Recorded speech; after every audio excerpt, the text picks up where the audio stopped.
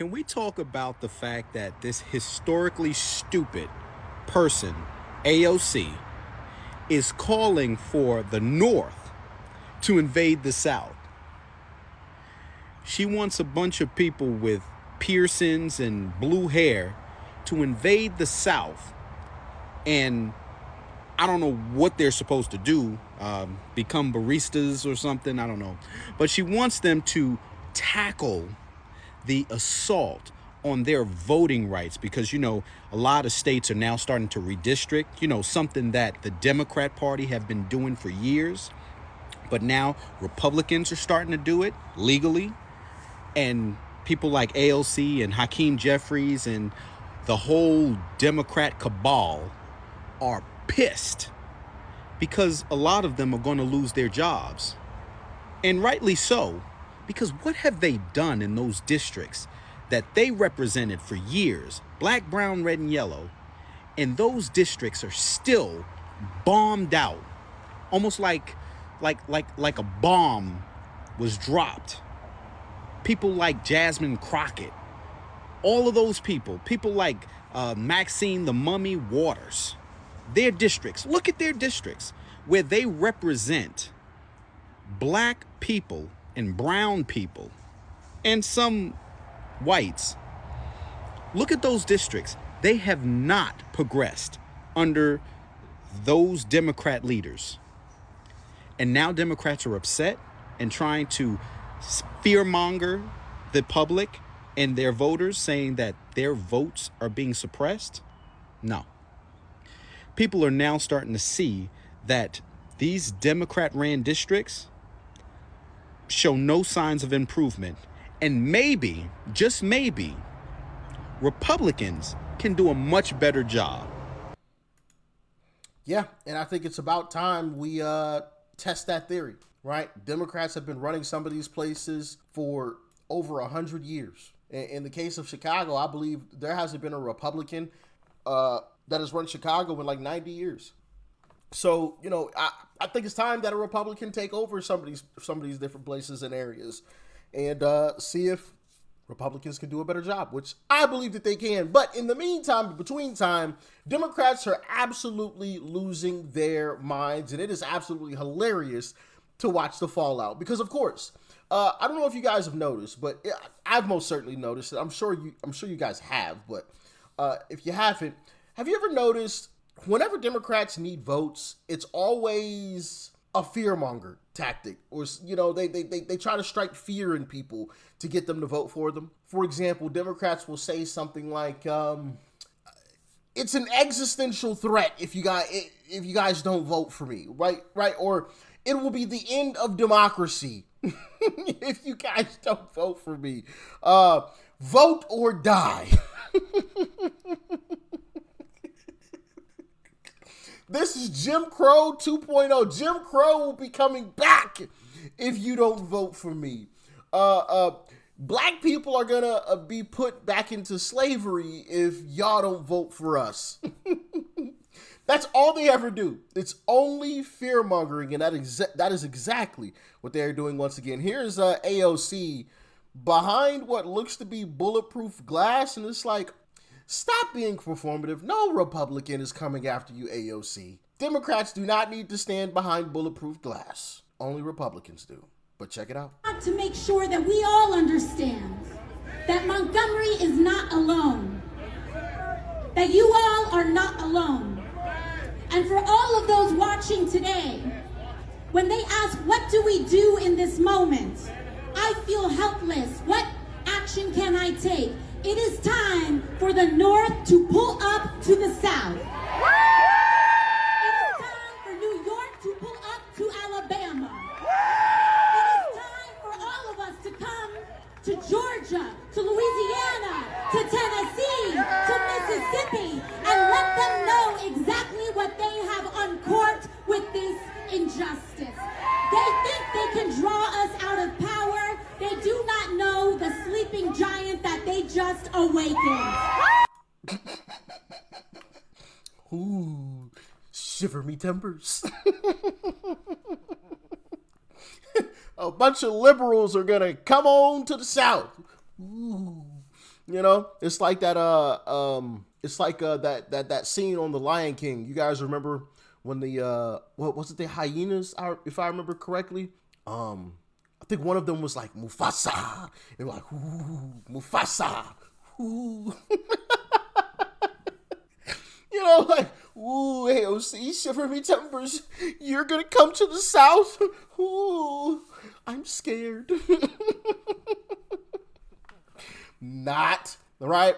Go on. Arianism. Have at it. Have at it. You are only going to embarrass yourself and provide me with more content to talk about. So try if you must. Try if you must. Here's Stacey Abrams, you know, that Democrat who lost in a gubernatorial race twice. Not once, but twice in Georgia. That's also hilarious. How does she keep popping back up? Like, I would have thought Stacey Abrams would have been gone for good by now. You know, after 2 failed campaigns to become governor of Georgia. She needs to ride off into the sunset, but here she is again. Stacey, could you talk a little bit about how this ruling will affect black representation, not only at the federal level, but at the state level? I'm thinking state lawmakers, county commissions, city councils. To what extent will this ruling affect representation and the representation, particularly of voters of color, at the levels below the federal level? Absolutely. And that's why I think this is such an important conversation to have at this moment.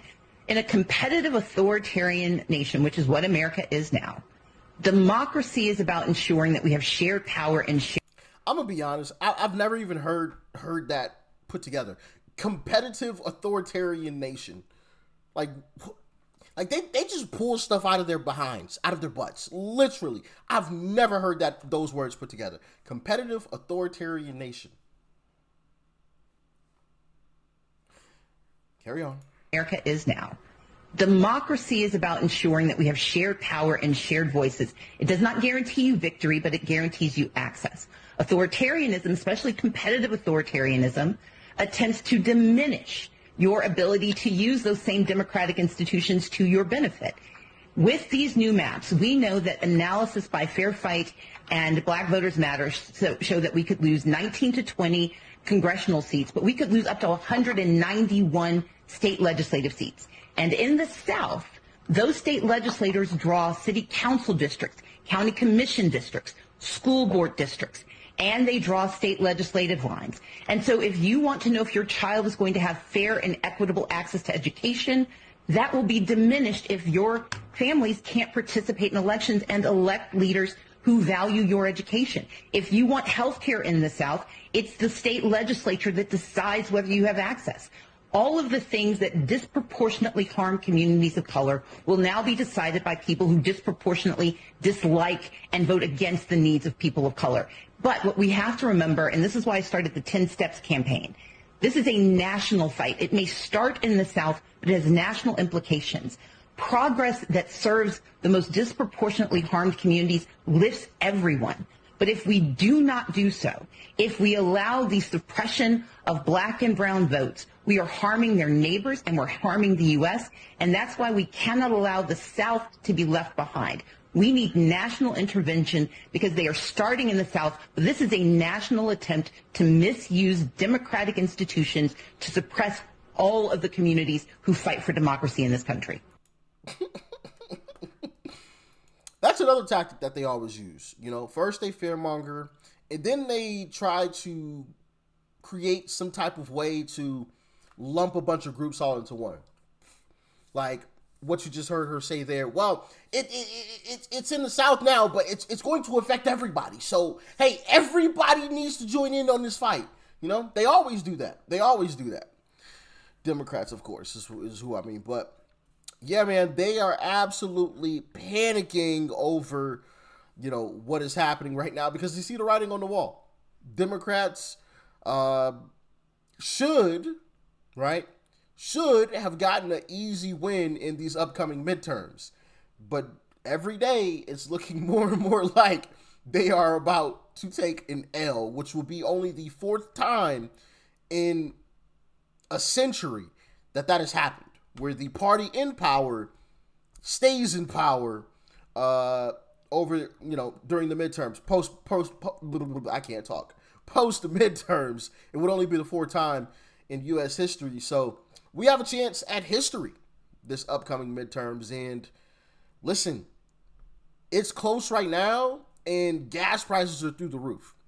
So just imagine Trump cleans up this Iran situation, sweeps that up, done data, boom, gas prices start tanking. Democrats are really going to be in trouble. They're already in trouble. So gas prices, because of course, obviously it's not the end all. Gas prices aren't the end all be all, but it's what most people look to determine how well things are going, right? So if you have cheap gas prices, most people are going to be like, okay, things are moving in the right direction. Cool. But if they're high, could be a little bit of trouble for Republicans. But here's Gavin Newsom. This is just Jim Crow 2.0. It's sick. Stone cold racism in a scale I never thought I'd see in my lifetime. Never have seen in my lifetime. It's all happening. Bringing us back to a pre-1960s world. It's jaw-dropping what's happening. It was jaw-dropping what Governor Landry did. He suspended a primary election where tens of thousands of people had already voted. Why? To redistrict 2 districts to eliminate black representation. I can't believe that we're experiencing this. My parents talked to me about this. I said, well, thank God it's not going to happen on my lifetime. And it's happening in real time. Anti-woke is anti-black. He just made that up. My parents talked to me about this, and I said, well, thank God it's not going to happen in my lifetime. Just lying, bro. Just like, there's not a single person with an ounce of common sense that believes that he had that conversation. These attacks on DEI, it's anti-black. Level of racism is sick. Rewriting history, censoring historical fact. Number of African Americans have been eliminated from key positions and posts. The Pentagon and elsewhere, it's sick. It's happening in the United States of America in the open. And it needs to be called out. So forgive me for reacting this way. And I feel a deep responsibility to do something about this, and nothing to do with me as governor, just as a human being. This is not why our founding fathers lived and died. It was about the expansion of liberty, expansion of freedom, including more and more people. And we're seeing exactly the opposite take shape under this administration. And you voted for a guy that told me I ain't black because I ain't vote for him. And then you turned around and voted for a wannabe black woman who said that she cleans her greens in a tub, as if we're like disgusting human beings. Okay. Not to mention, Joe Biden called black kids roaches and yada, yada, yada. He said Barack Obama was the first clean and articulate mainstream black male, blah, blah, blah, blah, blah. We can go on. I don't want to hear anything from any Democrat's mouth about racism, okay?